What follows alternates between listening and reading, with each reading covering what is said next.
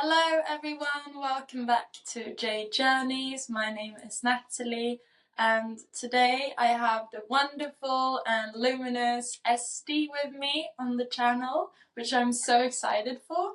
Welcome Esti, and thank you for taking the time to be here and share some of your stories and how you found yoga and what you do now in life and living in the jungle, obviously. You can just see the green colours and how alive everything is there in Costa Rica. So yeah, welcome here, and please introduce yourself a bit further. We know that you're a breathwork and yoga teacher and you have a yoga studio in Nosara in Costa Rica, but bring us along. What's up? So first, thank you so much for having me. And I'm grateful to be on your channel. You did a great job so far. And just your presence and your energy is contagious. So thank you. I was born in Tel Aviv. And in 2007, I moved to New York City. It's a love story. That turned out to be my best partner in life, my husband. Spent in New York about 17 years. Wow. I love New York dearly, but I'm a jungle nature girl. So we moved to Costa Rica in 2020. Costa Rica was already very familiar for us. That was our go place in the cold winter of New York. Every winter, we escaped to the jungle. We used to go a lot to Santa Teresa. And we discovered Nosara a few years ago. And then we keep coming to Nosara. And during COVID, we moved from the city to the Hamptons because the city was impossible. It was too tense. And I wasn't part of the madness of COVID. I didn't take it so harsh like other people did. I didn't even do the vaccine. So for me, I would just needed away from that. So spent like 8 months in the Hamptons, and then we were supposed to go back either the city or Miami, like all of my friends. But before we decided, I told my it was my birthday in November 2020, and I told my husband, "Hey, favorite place, Costa Rica. Let's go for a trip." So we took the girls and we went for a 2 weeks vacation that ended up to be not coming back to New York. So from Wow. they never came back. My daughter's like, only 2 years later, came back to the apartment. Like, oh my God, my bedroom, my toys. Obviously, they grew older than that already.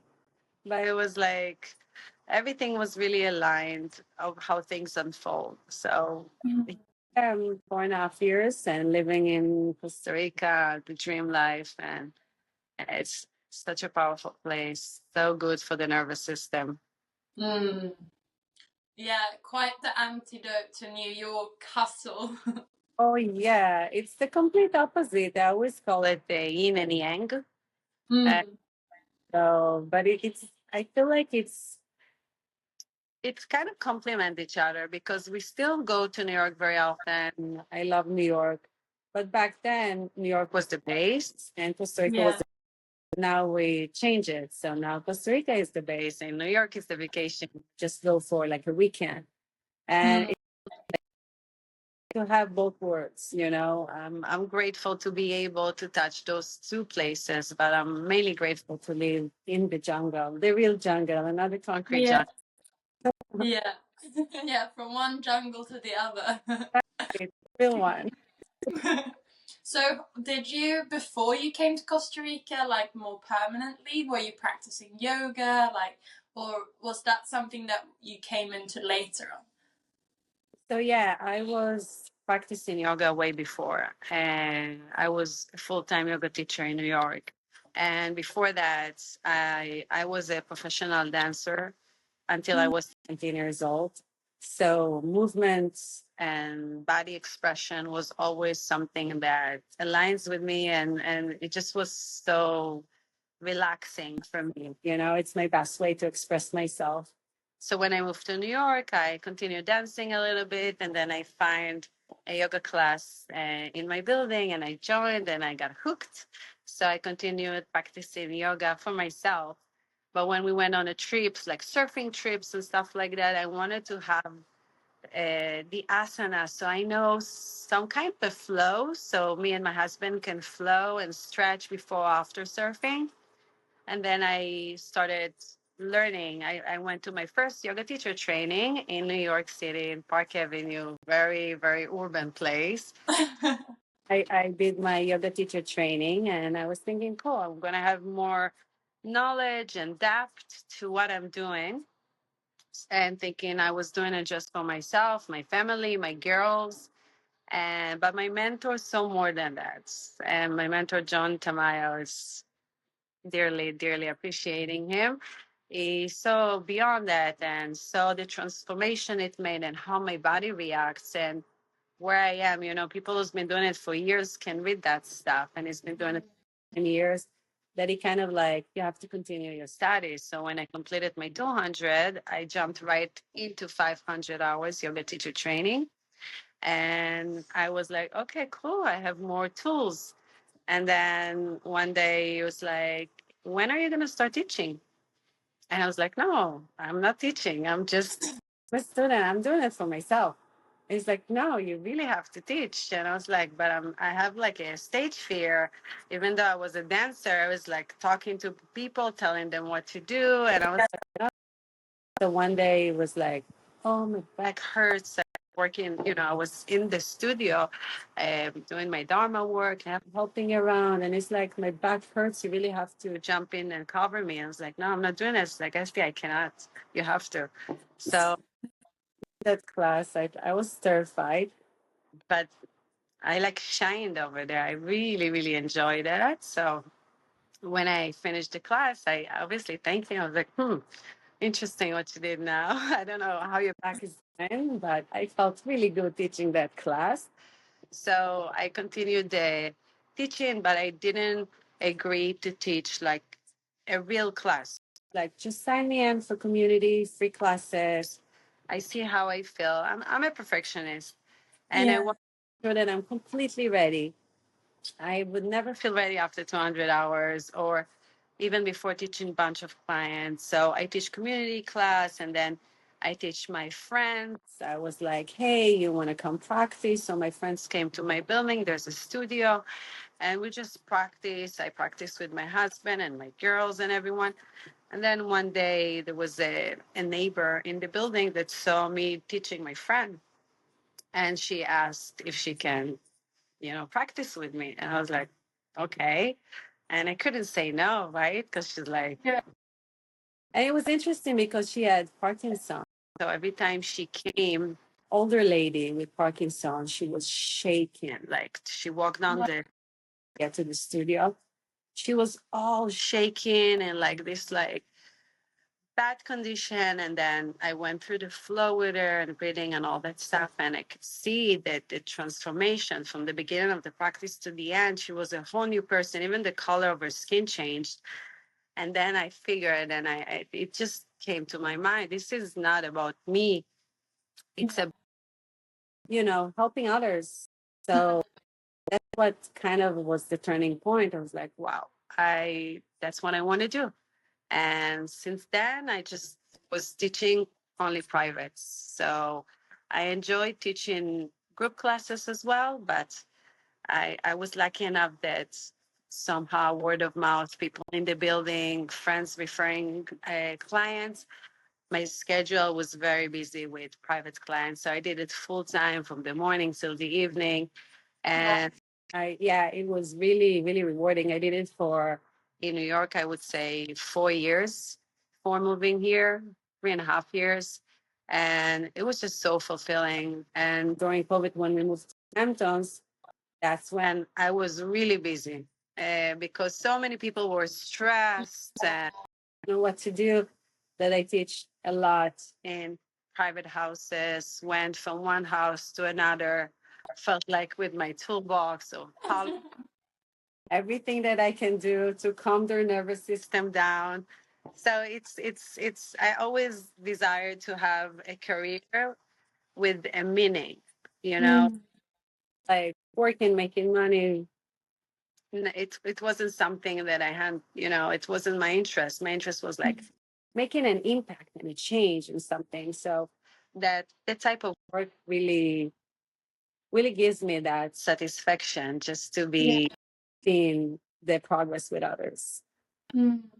Oh, that's so beautiful, and I resonate a lot with what you shared. Like when I did my 200-hour and 300-hour training, it was only to deepen my own practice. I was like, I don't want to be a teacher. I don't want to tell other people what to do, and But then as you realize how transformative yoga is, it's like you start to feel almost a responsibility, like to share it with others, because you meet people and they don't know how to breathe, and they have pain in their back, and they're working a lot, So yeah, that's so beautiful. But it's cool also with the Parkinson case, how just like a yoga practice can do so much for if you're imbalanced in your body, or if you have all kinds of diseases or problems. It's so cool. And we're not doctors, but we can make things easier just by moving the body. Because I feel like yoga, the doorway is physical body, right? Some people look good, some people want to get flexible or strong. That's just the door. And then if you understand the depth of yoga, which goes deeper into deeper layers of the emotional body, the mental body, and spiritual body, and that's when the magic begins. Because okay, I see my hand goes up, my other hands go down, my foot is there. Okay, that's what you just see. That's the 1%. But the 99% of what happens underneath the layers, that's what makes the change. And to see people, I have many types of clients with problems and stuff like that. And I was like, wow, this is so powerful. And just observing my own self, how I changed, anchored, grounded, and just was better person in general. Yeah. More balanced, more happy, more love, Exactly. It's like a drug. Yes. And when I started my yoga teacher training, my kids, I have two girls, they were like babies, like really, really small. And living in New York, big cities, the energy is very intense, and work schedule and getting things done and running around your tail all day long and doing a bunch of stuff, but feel like you didn't put enough. So it was very stressful time. And I felt like I'm a little bit out of balance. I lost weight. I was skinny. I couldn't really feel myself centered. And I could see mood changes from being angry to relax and all that stuff. So yoga really helped me ground and have like a strong foundation. And I'm so happy because later on COVID started and everyone were running like crazy. Anchor. I was like, I practiced more than any other times in my life during COVID, even 2 sessions a day, because it was just like, it was so helpful. Yeah. Yeah. So Find that inner peace and connection. exactly. Yeah. And now you're in Costa Rica, and you're running the Norte Nosara studio, and you've co-founded it. So now you're like really, like, you talk about having impact and meaning. Like now you're spreading yoga to many, many, many people. So can't you tell us a bit of how that was created and what's going on there? Maybe someone's listening and having a trip to Nosara planned. Tell us what's going on there. It looks amazing. Yeah, I'm very grateful for this space and the business that we run and the people that we meet. It wasn't part of the plan, right? When we moved to Costa Rica, like we came for a 2 weeks vacation, end up living there. We're just like, okay, we're going to spend a few months here until COVID. We're gonna relax and we're gonna go back to the city. But then time passed and really enjoyed this place. But I was kind of like bored of like surfing, laying, not doing too much. We still have the energy of New York after so many years. And my husband is 10 times more energetic than me. So we wanted to do something. We weren't sure what. So I used to go to do Kundalini yoga with this amazing teacher in Nosara that's been living here for 20 years, Canadian, great energy. And at the end of the class, I came to her. I was like, "Hey, do you know if you guys looking for yoga teachers. And she's like, oh, I'm only teaching here, but let me get you the owner's number. So I texted the owner. And back then, Nosara was very, low key, not as developed as it's now, and not many yoga studios. So it's like, hey, I would love to have you, but we have our teachers that been teaching it for years, and there's some waiting list. I'll put you on the waiting list. And then I was like, I find out that my husband is in real estate, so we find out that the property that is interested on selling there is one of his hotels. So I texted him again. I was like, "Hey Ryan, it's me again. Let's have a meeting." And then we had a wonderful meeting with him and his wife, which is also a yoga teacher, and my husband. And it was like, so I think Norte was called Kaya Soul. You want to sell the property? And he said, yeah, I actually have few offers on the table right now, but I really want to have person like you continue the energy. So because I'm a yoga teacher and they wanted to keep the yoga and wellness. So we end up buying the property, renovating and changing it. And the yoga shala, we used to be a restaurant. So I told my husband, hey, this is going to be yoga deck. And he's like, no, we're in the center of town. That's going to be a great place. I was like, no, no, no. I have to have a place to teach. And then I convinced them, and then he did a beautiful yoga shala. And I was like, great, I'm going to teach. So when the shala was done and the hotel renovation was done, I had so many teachers reaching out to me, like so many. Every day I had 2 or 3 meetings. My phone was blasting with messages from teachers. It's a small town. Everyone knows about each other, and people were like, I'm checking it out. So I just built a schedule with about 30 teachers, and I to put myself in there, I was like, oh my God, and I was like, okay, you want to teach her? Because I was in their shoes. I was looking to place to teach. There was no space for me. So I was like, I'm going to be that person who's going to give a place to obviously qualified teachers with minimum 5 expertise. So, and Matt was like, hey, cool, you have a great schedule, but where are you? Why aren't you on the schedule? I was like, oh, bummer, I forgot to include myself. So it's nice how the universe works its ways, and we are becoming a channel of energy. So it wasn't just about me, it's about ways of letting other teachers share their magics. And then we have retreat programs with leaders from all over the world that bring in their team and they come for a week of, yoga and breath work, even skate, like so many things. And it's nice because I have my regular teachers who live here and I have my regular visitors teachers that come overseas and teach. We host Eddie Stern from New York and just Alex Nino from London. It's just so beautiful. So many teachers and great content. And I also lead my own retreats in the past, and I'm planning my future ones as well.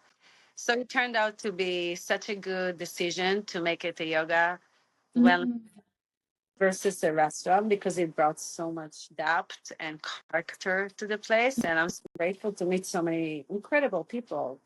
Yeah, and what a contribution to the community in Nosara as well to create such a space so it feels so alive and vibrant, and with so many different teachers in the studio as well, it gets very dynamic with so many different offerings. Exactly. And my clients from New York came before we literally open, when we was like running, and they came over and stayed and fell in love with the place. And they keep coming. I have clients from New York coming, friends from Israel that's coming. And this place is so therapeutic. It just like you can come by yourself to a self retreat because there's so much content going on. And we have like surfing school and the restaurant, which is plant-based, vegan, organic. So like it covers everything. So, things unfolded in a way that I felt, wow, everything aligns so perfectly that I feel like this is where I need to be. I'm here not because a mistake or a decision. It was very much aligned. Everything it happened so quickly and so like powerfully that I was like, wow. I was like, enjoy observing the process. understanding how everything just put in a perfect. Yeah. Wow, that's cool because it's not that many years, and I would have imagined that you've had it for a longer time, given how proper and quality. So yeah, you've definitely been supported. It feels like from just flow. Dancing next to me, I think. Yeah, That's so beautiful. Feels like longer in a sense of how things just happen quickly. But divine energy, once you feel into it, once you one with your true self, with your gut feeling, with your desire and passion, and you do what you like, and you don't think about how I'm gonna do it or how it's gonna unfold. Things just align. It's just trust. Yeah. It's really magical when you let the river flow through you and see what happens, kind of not doubting, not having resistance, just like getting out of your own way. Exactly, because sometimes even when we dream of something, we have our plan and we have our dream, but the universe have a bigger plan for us or a better way of getting our dreams done. So when we're stuck to our plan, we're limited. We're limiting the potential. So I always believe in like sending the message to the energy, to the universe, and let it do the job for you. Obviously saying bad, not do anything. I will do my steps, but even if things kind of like click at the beginning, doesn't work the way I am, I've always had fully trust in the divine energy that what needs to happen will happen for my best. Yeah. And that's very powerful to be so anchored in trust. And I think also a yoga practice helps us because we start to trust our body. We realize, oh, I'm also part of nature and nature is running through me. And like a flower knows when to bloom. So our bodies know as well. I think for me, like yoga has connected me so much with the body is so smart all the time and it's always just guiding us if we stop listening to all the mind. Yeah, I always say body is the most genius technology. And nowadays people give so much credit to plant medicine, which is okay. Sometimes you need that little key to enter. But if you give so much credit to the plants, imagine what your body can do. Yeah. So I love being here. I love the connection to nature. I love to see the rhythm of things and seasons and the sunrise, sunset, and how everything is in a flow. There's no imperfection. Everything is just in a flow. And really like Ayurveda, for example, and I try to follow the rules of Ayurveda because it's so smart. You eat when the sun rises and less meal right after sunset, and you sleep with nature, and you wake up with nature, and you have the energy, and you choose what to eat according to the season. So that teaches us that we are part of nature. And living in big cities, we kind of detached ourselves from nature and we kind of forgot. We put ourselves in concrete walls, surrounded ourselves with like very much city life that we detached from nature and we forgot the power that we and the power that we have with nature. So living in the jungle here is just like such a gift and a reminder because that's what I was lacking the most in New York. And coming here and living here full time, walking barefoot in the morning, laying on the sand, going into the ocean, let it wash you, see all the different animals and trees in all different seasons. Just like these things really open my heart and such a gratitude. These are the best gifts. I wouldn't replace it with anything else. No, I totally, and like just seeing all the fruits and tasting the fruits and drinking a fresh coconut, it's like so much abundance and so much aliveness. It's like at the end of the day, when you watch a beautiful sunset, your heart is so full. You're like, I'm so happy, and it's just nature's like a show. You don't need anything. Here, there's no even consumption. Like you don't buy, I don't remember when I went to the store to buy clothing, right? Like you walk barefoot and you wear your swimsuit and you don't need much. There's no Amazon here. There's no address, It gives you a lot of freedom. At the beginning, it was like, I'm going to live without Amazon. And then years, like, actually, it's very liberating. I don't need all that stuff. Once in a while, I'll go to New York and bring what I really need. But it's just like, it's the simple things in life. That's what Yeah. fills our heart. And the more we are getting ourselves far away from those little things that make us happy, then we're restless Yeah. and not really filled, and then fast fix. That's Yeah. what the job, but it's not really long term. It's just a No. fix. Mm. So yeah, it's like farmers market every Tuesday. I just got back from there with basket full of fruits and vegetables that are locally grown, and for me, it's pure joy. This is real abundance for me. Yeah. No, I totally agree. And what a blessing for your daughters to grow up so connected to nature. Oh my God, yes, so much. And they moved here in a very young age. I think it was like 3 and 5 or 4. Yeah, 3 and 5. They're like so important for this age to connect with nature. But Mm. here they were so afraid of flies, hens, dogs at the beach. And I grew up with lots of dogs and cats and animals all around me. I was like, girls, you're embarrassing me. You're screaming for a little dog running to you. And now they're like not afraid of anything. They play with the hermit's crabs. There's animals all over my yard. There's a family of skunks that like every now and then. There's a pisote, raccoon, and so many animals. And they already, and they know all the trees and the plants and the butterflies, their names. They tell me, hey, mom, that's this name and that name. I was like, wow, best gift ever. Later on, obviously, they need the social engagement and all that stuff, but in a younger age, it's nature. And, my daughters are my best friends, and it's like really sweet, sweet girls. I really enjoy with them. They're my best teachers, Yeah. how to be present and how to let go quickly from things. Don't let things ruin your day. Like they have a fight, and then 2 minutes later, they play again like nothing ever happened. I was like, that's a good lesson. Yeah. And to be playful and Mm. to be in the moment. So I'm very grateful to have them in this journey with me. And I feel like kids are really good teachers. Yeah. Yeah, I've had a few other mothers on the channel, and there was one of them who said that your first child is like a very big teacher, and your second child is a very big healer. I don't know if that resonates for you, but I was like, oh, that's interesting. That's really nice. I need to process it. It's cool. I like that a lot. Yeah. Is there anything else like regarding to motherhood? Because I guess like it awakens maybe more of the motherly genes within us, and also maybe more power in the feminine and everything.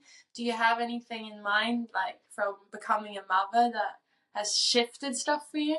Yeah, I definitely feel a change in the modern and feminine. I was always like on the go, and the kids teach you to slow down and be them. So I feel like they add so much to your life, and they are your mirror, right? So now my daughters are 10 and a half, almost 11 and 9 and a half, and one is me, mini me, and the other one is mini my husband. So Um, to see us in a little version, which teach you a lot about yourself too. It's like, okay, that's why I act this way because observing ourselves is sometimes complicated, right? We're not really objective. But then when you see a little one, a little version of you doing things, and then it just puts everything together, and you understand yourself better, and you know how to help them better, right? mm, Either yeah, because you went through your journey, or my husband went his journey. It's like, oh, let me teach you in more compassionate way. And also I have to say it also create a stronger connection with your parents, because you appreciate much more all the work they did for you. yeah, Well, my husband always laughing about it. It's like we're raising kids. It's like they come for an hotel. They get the beds big, they get whatever they want. It's like they're living in a hotel, and it's don't really understand and don't really appreciate it in a way that we want them to appreciate because they grew up to this reality and we've been there too. But when you have kids, you kind of like understand how much your mom and dad did for you and how much they contribute for your life. And then it's like create like a whole cycle of understanding and respecting your parents and then understanding and respecting yourself and then trying to fix what you wanted to fix with a relationship with your parents and be a better parent with your kid. I know no one is perfect. I'm sure my kids will have some complaints about me. Maybe a few years from now, they're going to hear this video and think, yeah, ma, but I know that I do my best. Yeah. Really give them love. I feel like love is the most important thing. Love gives confidence. Love answers everything. So give them love as possible. Accept them as they are. Just show them the way. My role as a parent is to be an observant. I'm not there to. I feel like they're more my teachers than I am theirs. And if you change the story and understanding your kids are your teachers, and everything changes. It's like it's not maybe I can give them toolbox of what to be careful from and how to be a better person, how to react in social engagement, but they know better. They're so smart. They have no filter. They're so honest. They're straightforward that sometimes I feel like I wish us adults will be like that, Yeah. like open and see, and it's like, oh, mom, look, I have a pimple, and like, look, mom, I did this, and just like sharing their feelings and sharing without those fears that we built as adults. So it's kids are really amazing. Yeah. Yeah, I feel like when you're a child or children, they're like, because they're so open, they haven't got all the conditioning and the identities and all the they haven't got so many boxes around them. So then they're just so open and raw and unfiltered, and it's very liberating to observe that. So true. I always when we observe them sometimes, like walk in nature or whatever. We spend lots of time with them here. That's the best thing because in New York the schedule was so tight, and I had a nanny, and I didn't like. So, mom, I want to be with them. I want to take them. I want to feed them. So here, luckily, we spend lots of time together because I'm able to manage my schedule and do all that stuff. And when we observe, I always say it's funny because it looks like kids are on mushrooms, right? Because everything, their imagination, and they were giggly and they laughing from everything, and they see everything so alive and big and colorful. Then I was like, that's pure, Yeah. That's cool. And I was like, I just being around kids is such a gift. Mm. Definitely, and I think also I feel that since my own like journey with yoga, that when you like they also sense energy so well, like also animals, I guess, and when you start to work with energies, which I guess is what you do when you do a lot of yoga, you can really sense, just like I can see someone else's child and then we just smile at each other, and it's just like you can really connect in a very beautiful way. It's so true. It's so true. And your energy can change the whole energy in the house. Like if I'm like waking up and I'm in a great energy, so the morning getting ready for school will go as smooth and everyone's gonna be happy. But then if your energy is a little bit not aligned, then they're gonna fight and the energy in the house gonna be tense. And I was like, wow, I have a big role in this house. I really have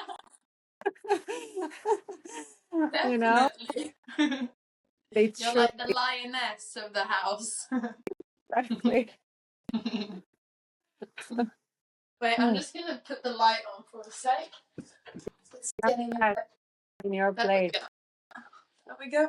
Okay. Yes. So, what else when it comes to like, because you've been practicing yoga then, if you started already in New York for many years, I don't know how like consistent you've been, but what would you say are the like biggest lessons or insights or changes, or like what are your takeaways from your journey with yoga so far?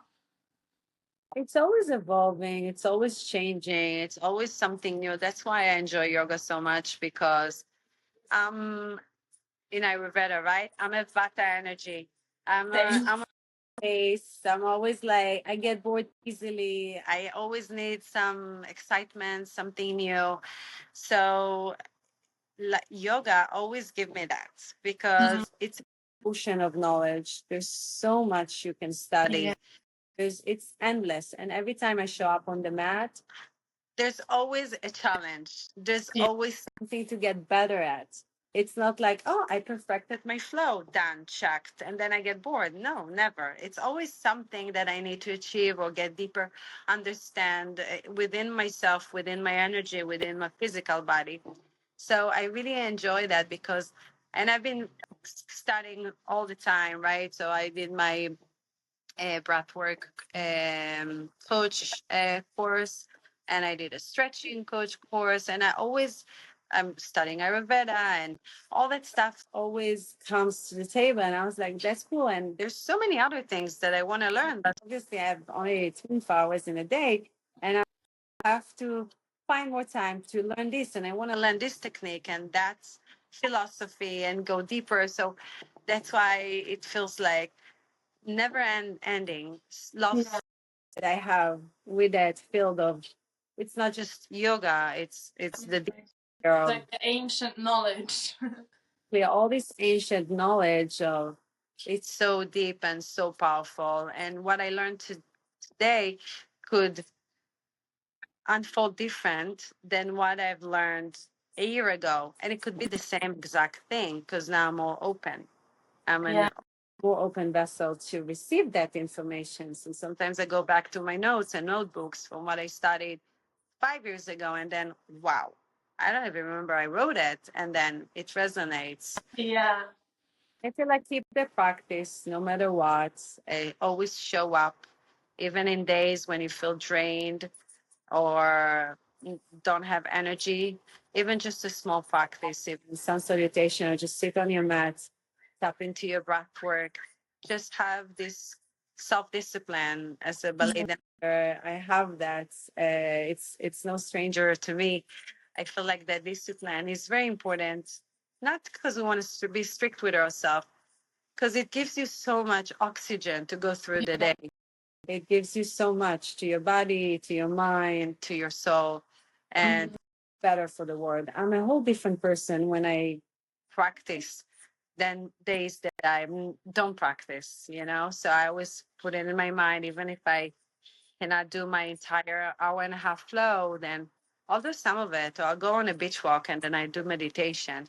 Just some, you know, everyday small step. It just help progress better with your personal life. And then it's all about taking good care of yourself so you can better serve others when it comes to your family, your husband, your coworkers, everyone around you. It's obligation. And I think It's like to be a good human. exactly. Yeah, correct. Yeah, no, I resonate a lot with that. And I think the thing with yoga, of how I find it, even those days when I'm like, oh, I'm not, maybe I shouldn't, and then I get to the mat, and as soon as you've maybe done a few sunsets, you started stretching, maybe put on some music, it's like the body just does its own thing. It's just, you just need to get there. It doesn't want to stop. It's so true.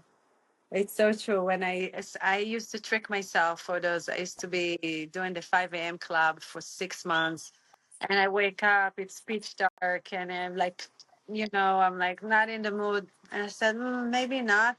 And then I always tell to myself, just the sun salutation, just do the sun salutation. And I started with the sun salutation, and then this energy in your body, you just cannot stop. It's like, again, I tricked myself, and it worked.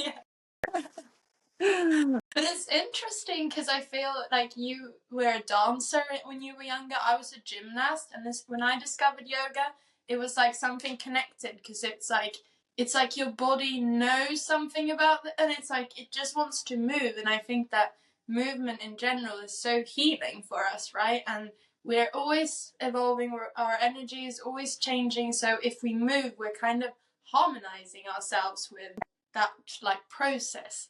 Exactly. Instead of getting stagnant. Exactly. It's so true. It's just that I feel like I always say in my classes, motion is lotion, right? When we feel like things are like stuck and not moving, and not just like in body stiff, just like when you feel the energy stuck, move. You know, it could be dance, it could be a flow, it could be a walk or a run, bicycle. Just move, get out, and it also helped me a lot throughout my life to get out of my mind, not in a Yeah. bad way, like literally out of my mind. Because sometimes when you're in your mind so much, the mind is a beautiful tool, but also dangerous sometimes. Sometimes we need to get out of the mind and back to the heart, back to nature outside. And when we get out of it, all of our problems seem smaller. You know, it's not a big deal anymore. And you think, oh, then you come back to the problem after and you're able to solve it. So instead of being stubborn, just move, Let listen, go. let go. Even if it sounds like I'm uncomfortable doing anything now, I'm very irritated, I need to get things done, do it first. You'll take me later. Definitely. No, and I think that you mentioned breath work and that you've done trainings there. I haven't done trainings in breath work, but I go to breath work like it's my ritual once every week because it helps me so much with like processing emotions, like getting energy, sleeping better. Like I love it so much. So I was curious to hear a bit more about like breath work in general and how you discovered that and how you deepened your studies. When I was COVID time and we were at the Hamptons and I was getting bored, so I went. I'm following Lucas Rockford. He's from and he have like the yoga college school. He's an amazing teacher. I did several courses with him. So that was the first one, and he just studied a very profound breath work class when not class, a course with many types of breath work, many techniques, and how it influenced the nervous system and the right nostril and the left nostril, and how you check the nervous system. So it was really, really interesting course, and I studied it during COVID, and then I started teaching my husband, and is more realistic, right? I'm very artistic on the cloud, and it's very realistic. So for me, it was like checking the news, checking the cases, what's happening. Yeah. Just pull him on the rug, did the yoga, did the breath work, and also my daughters, I've been teaching them, before going to bed. Imagine you have a cup of hot chocolate and you want to cool it down. So and you don't want to act so strong because then all the hot chocolate will spray around. So you need to do it slowly. And because my daughter, also the older one, had some difficulties falling asleep, I told her do it for 10 rounds. And if you don't fall asleep, just call me. I'll come to help you. And then she never called me because she fell asleep. So I feel like breathwork's been such a powerful tool, and we take it for granted because it's voluntarily. Mm-hmm. We understand the power of the breath and how it controls the mind, because we know that the mind is the master of the body, it gives order, right? But the breath can control the mind, so she's the queen. If you tap into your breathing, if you are able to control your breathing, you're able to change your state from fight or flight to rest and digest within 20 rounds of specific breath. And we have a natural cycle in the body from fight or flight, rest and digest. Both are good for us. There's no bad or good. But in today's life, a lot of people are stuck on a fight or flight. They breathe shallow, they breathe too fast. They're in a fight or flight when they need to digest after food. They're still stuck on a fight or flight because they're answering emails. They cannot fall asleep because the mind shudders. They're on a fight or flight. So I learned all these different types of techniques to shift the nervous system to check, oh, I'm after eating, I'm checking my nostril, and I say, oh, I'm on a fight or flight, I'm going to shift to rest and digest because that's where my nervous system needs to be. So one of my first clients, they're still clients for like so many years, dearly love them. He had some really issues during COVID, heartbeat and some stress and anxiety and all that. Also very realistic person, business owner. And we practice. And when I learned all these tools, I kind of like implemented into the flow. I was like, hey, can I teach you some breathwork class, some breathing techniques during our class? Like, yeah, sure. And it helped them so much that about a month later, when we meet again, we used to meet twice a week. It's like, hey, I have to confess. The breathwork classes that we're doing helped me wear off the Xanax. So he just told me that he was taking Xanax to relax himself. And I was like, wow, this is the best feedback ever. I'm so glad that you took the breathing technique so seriously. They used to tell me, I'm coming home, I'm stressful, I'm driving the car, I'm stressful. I'm tapping into this like down regulating breathing technique that you just teach me. And it able to shift his state of mind and really become a more relaxed person. Yeah. I cannot teach a class without breath work. I always start with breath work. I remind them to breathe throughout the practice, the type of breathing that helps them to go deeper and to be in a meditative state. Because when we focus in on the breath during the practice, we bring in the awareness to the present moment. And that's why it is a meditation. That's to be present, gazing at your limbs, focus on your breath. And that's all you need to do. And that's how, at the end, you're going to feel fully recharged and fully energized. So yeah, breath work, morning, noon, evening, throughout the day. I'm always checking on myself, just like when we're checking ourselves in the mirror, right? It's like how my hair look, how my eyebrows organized. But wait, how are you breathing? That comes first. How your breath going on now? Like, where are you? And then you come back to that breathing, and that creates a deep bonding and connection with your body, with your heart, with everything. Yeah. It's so powerful, and I think it's cool when you just do like a breath retention. Like, then you can really realize how the breath controls the mind, because then it's like the thoughts disappear. You're just like in space. Like in a place of silence. All of a Yeah, sudden, all you hear is your heartbeat. yeah, Like the best moments, I really enjoy it when I practice with the breath work, and then I do the retention, and I put a timer because I want to increase my lung capacity. And then I just sit down and like everything stops, right? In the moment when you hold your breath and you feel all the energy inside of your body, and you just like, this is the cherry at the top in my yeah, flow when I practice. I just wait for that moment when I sit yeah. down and folding my breath and then releasing, appreciating being alive, breathing. Heartbeat for me, and my heart is doing such a great job serving my body. All those little things, and like, okay, my heart is working and I'm breathing. No, Yeah. and being a No, gratitude.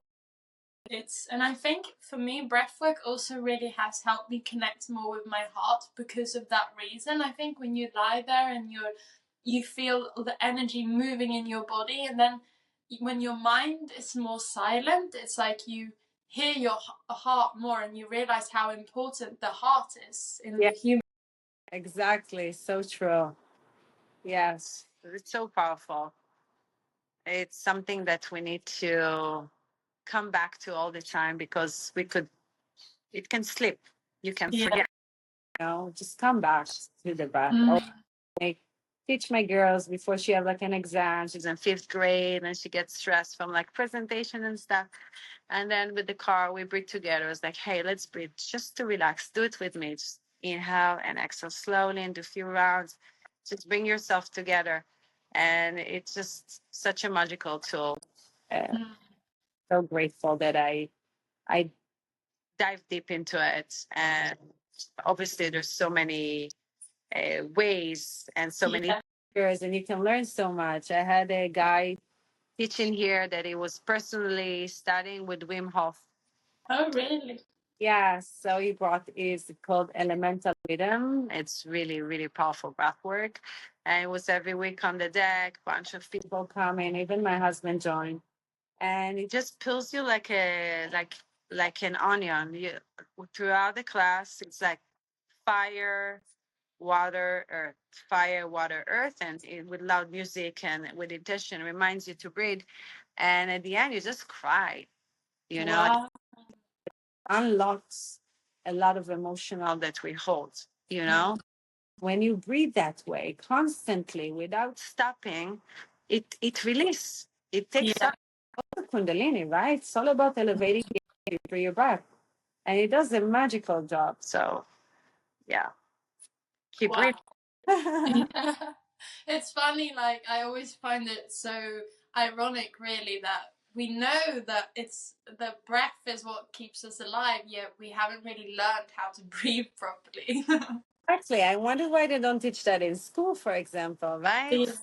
The kids lose stress from school and getting good grades and all that stuff. Just teach them the fun, like basic yoga and breath work. It will change so much. Yeah, I hope in the future that that's part of like the school curriculum, because it's like so basic, but it's life changing, and it's so powerful tools to connect with yourself as well.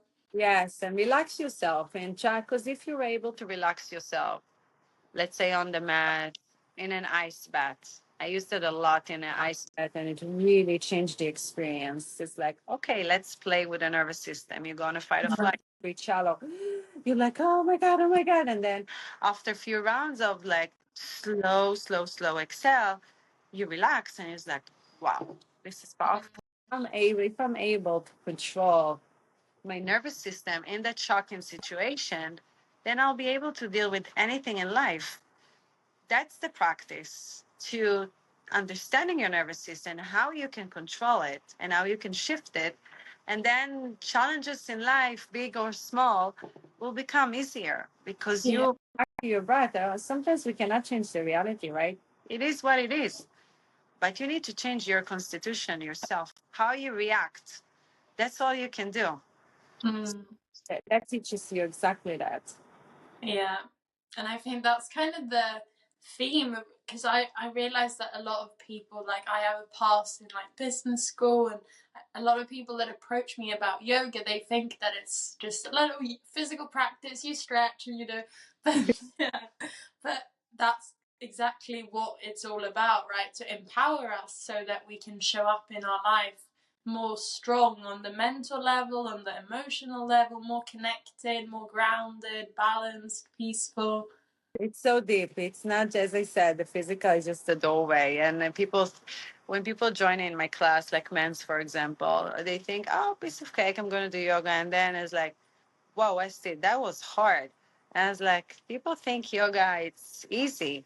It's not. It's difficult, but in a good way. It's getting only better and better and better, but it's not an easy thing. It's actually very powerful on the body. It's not a workout.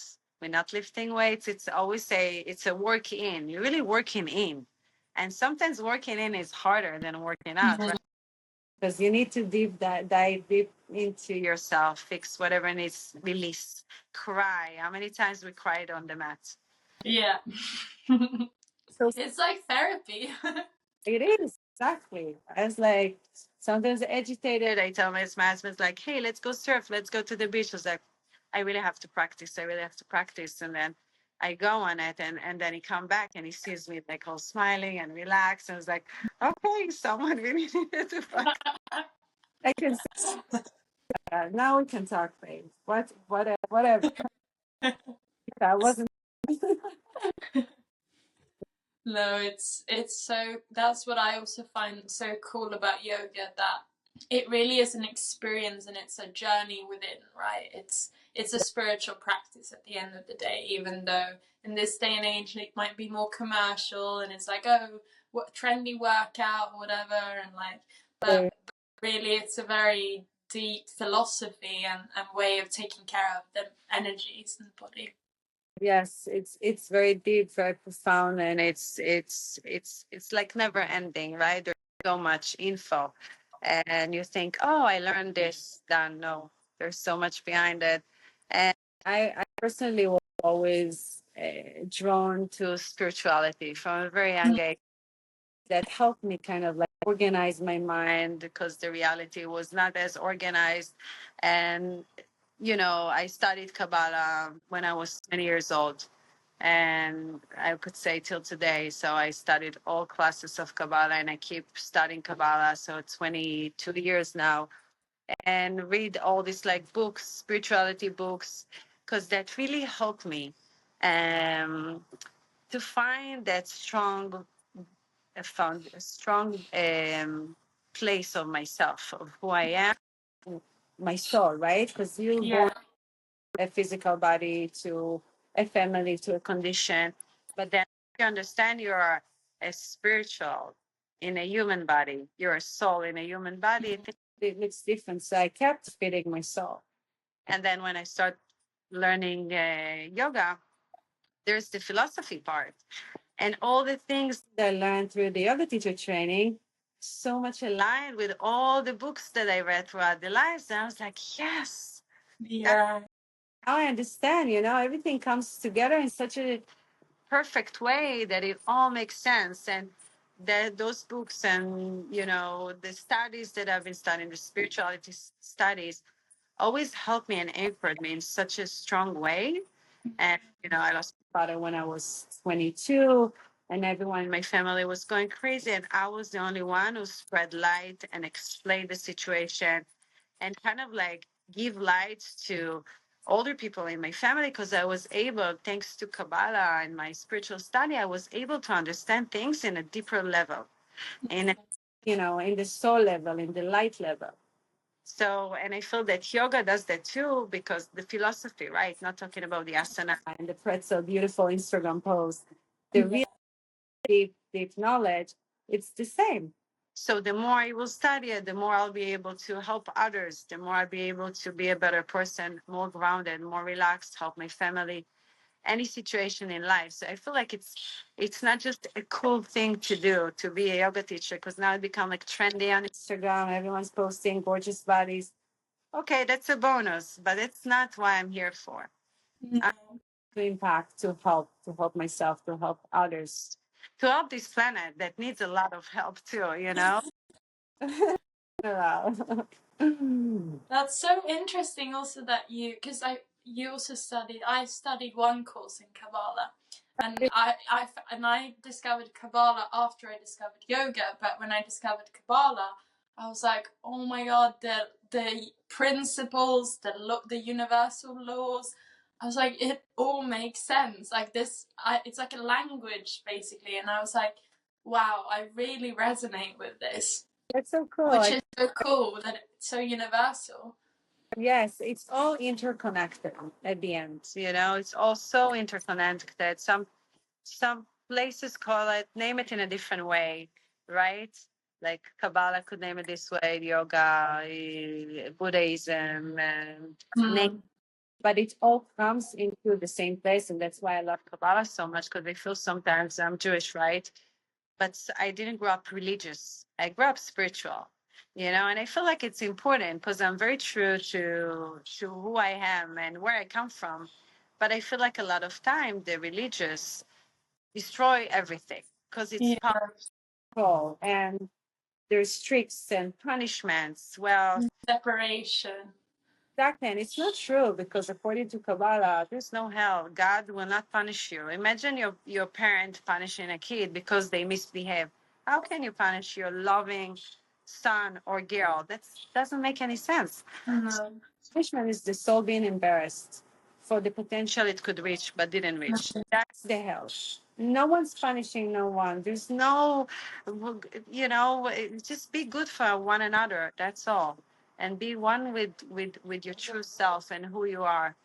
So I feel like religious kind of like threw us apart. And, the situation in my country now is just a proof for that. Yeah.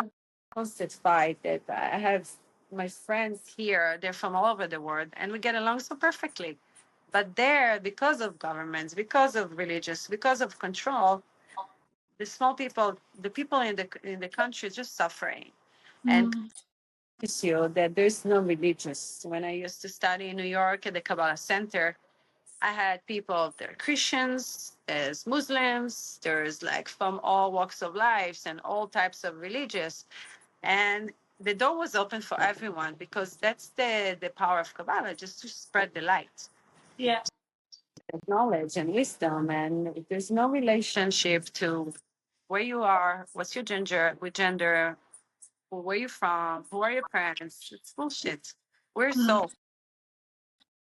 So yeah, my next project is to bring my teachers from New York to lead a peace summit here. I was joining a Zach Bush retreat last week, and we had a wow.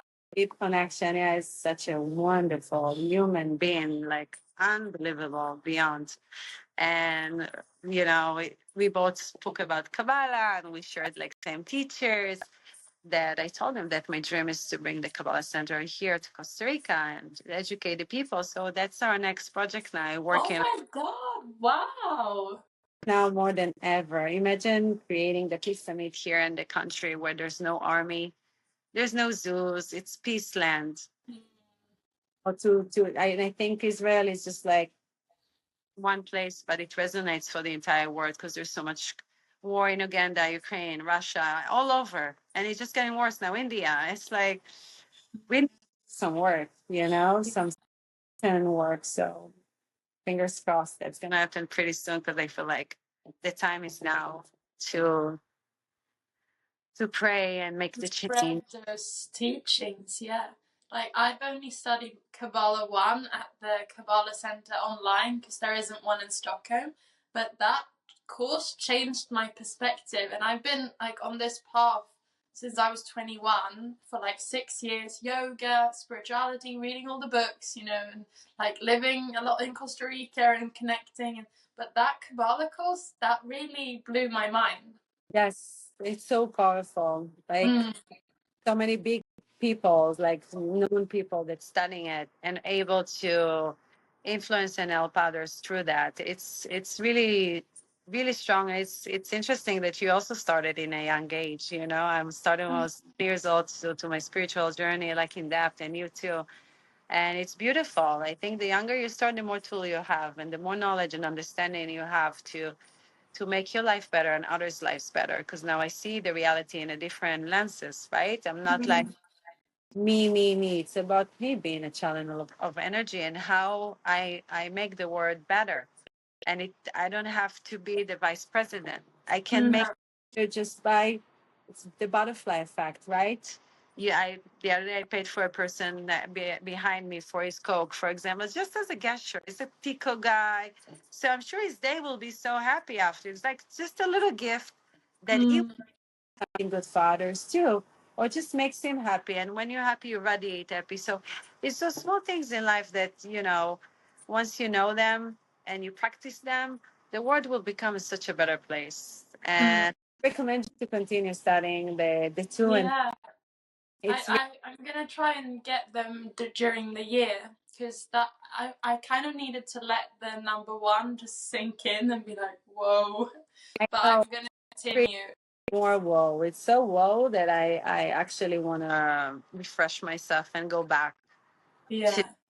I do online with them, and I listen to the weekly portion and all that stuff that they do, the astrology and all that, energies that they share. But I want to go back to the one to three because, as I said, what I learned 4 years ago will sound different now because I'm more to receive whatever info that I can accept then. So it's so cool. Wow, That we could share so much similarities. yeah. No, I'm surprised actually because I didn't, and also you touched upon Ayurveda, and I love Ayurveda. I don't know that much about it, but I also have a lot of Vata tendencies, so there are principles within Ayurveda that have really helped me to like manage instead of becoming too airy fairy. Yes, so yeah. That's another language that is very ancient, and it's also just so connected with nature. It's just really common sense when you start to understand it deeper. We're all just constitution of different energies. Correct. So correct. And I even analyze my daughters to see what's their constitution, so I know even stick with them, like even how to approach them, because one will be like me and the other one will be more like a pita businesswoman like my husband. I was like, okay, she need that or eat that or avoid that or sleep those hours, so it's how, and I use it a lot with my clients, is like, okay, what's your energy constitution? I sometimes give them like the questionnaire so I have a better understanding, even though most of the time I can tell. And then I was like, okay, this type of workout is good for you, these hours of sleep, these hours of eating, what to do, when to do. You know, Yeah. it's and I didn't do like in-depth info, but I learned it in all my yoga teacher training. I was lucky enough that we had an Indian woman that grew up in an ashram, and she's pure Ayurveda. Like she's, like all her life, that's what she did. So we learned from her a lot. And then I bought a book, and I did privates with her, and I read online, and I'm always stepping into. And obviously that's another thing that I want to do, like another course. Yeah. Get more and more and more info. But it's interesting because it really helps me a lot. And it helps me. It helps me reach my clients, help me understand people around me, because it's like the love language, right? It's another thing to understand each other. Yeah. Who are you? What's your constitution? How you act? How you react? Yeah. Definitely. It's like another little model to understand the universe. Exactly. Well, I'm seeing that time is flying here. Oh my God. But I feel like I'm just surprised of how much different knowledge you have, and I mean, you've been on this path for so long, so it makes sense. But I feel like it would be nice to have you on again in the future and go a bit deeper into some stuff like the nervous system. I feel we just touched upon that, and the emotional healing that can happen through physical yoga and breath work and all these kind of topics. So and I really enjoy speaking with you. Feel like your energy is very much aligned, and I can yeah. ever, good side. And when I come into Santa Teresa, I want to actually hang out with you. Definitely.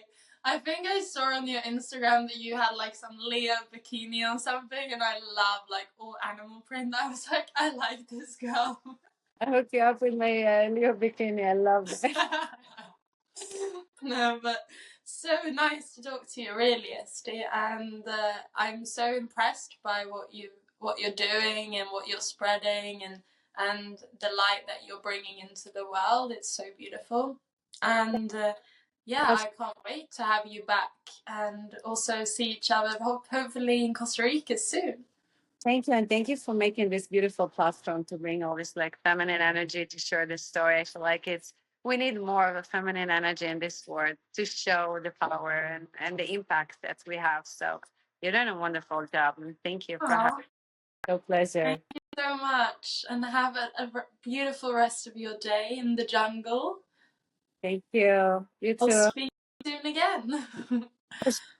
Lots of love. Ciao.